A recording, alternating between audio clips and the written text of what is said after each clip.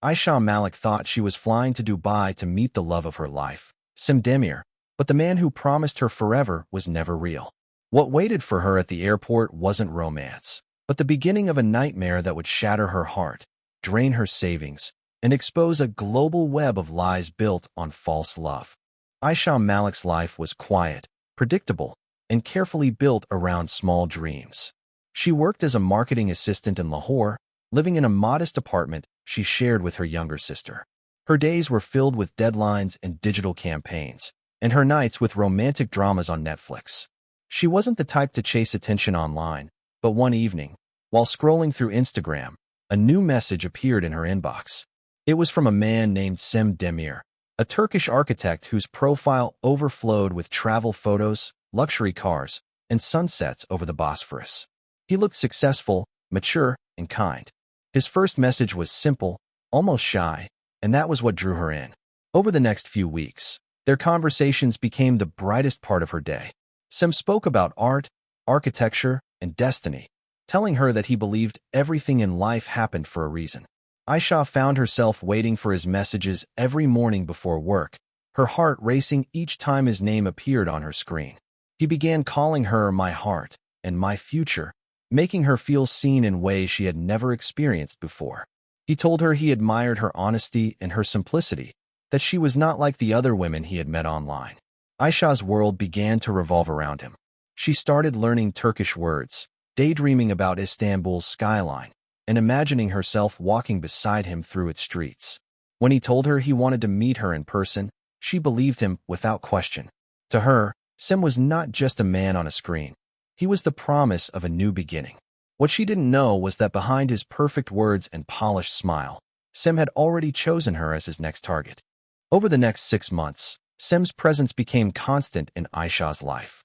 Every morning began with his good morning texts, and every night ended with his voice messages filled with affection and promises. He told her he had been saving money to start an interior design firm in Dubai and wanted her to be a part of his life there. The idea felt like a dream, a new country, a new life, and a man who seemed to love her beyond reason. Slowly, Cem began to speak of their shared future, talking about apartments, travel plans, and the life they would build together. He told her that he had found a business partner in Dubai who could help him register his company, but needed some funds to finalize the paperwork. Ayesha hesitated.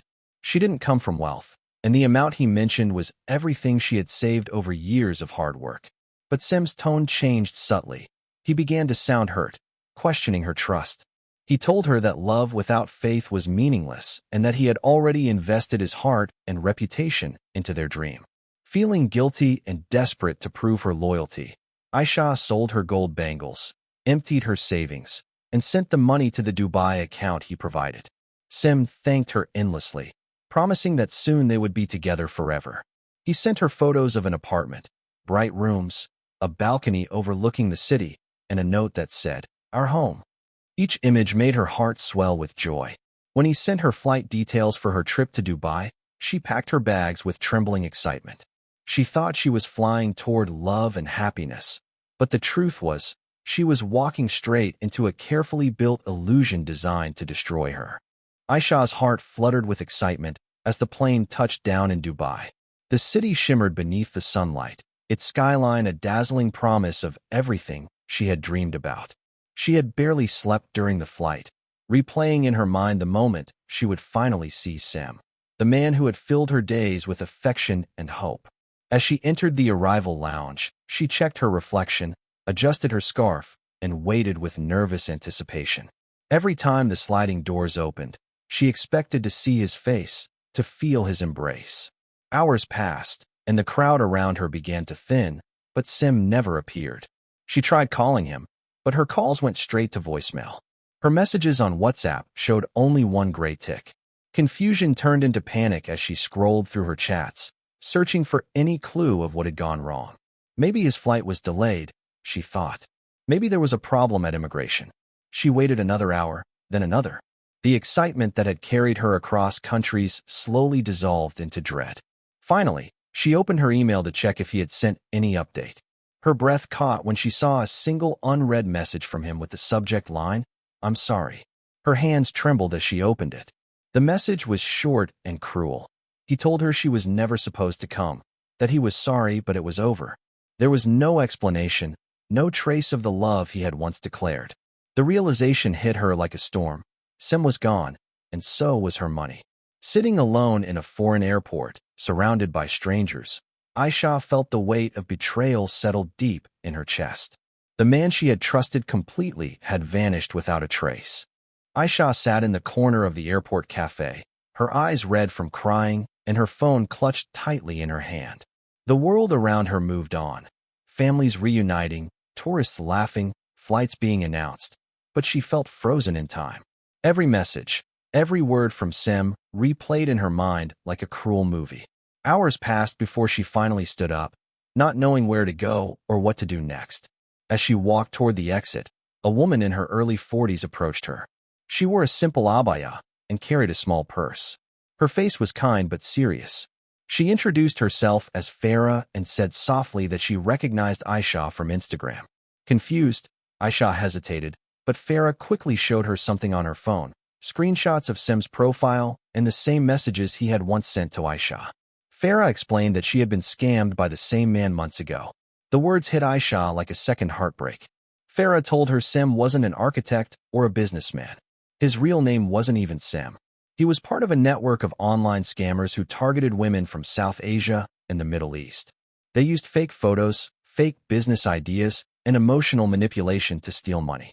Farah had spent months tracking their activities after losing her own savings, determined to expose them. Ayesha listened in silence, torn between disbelief and shame.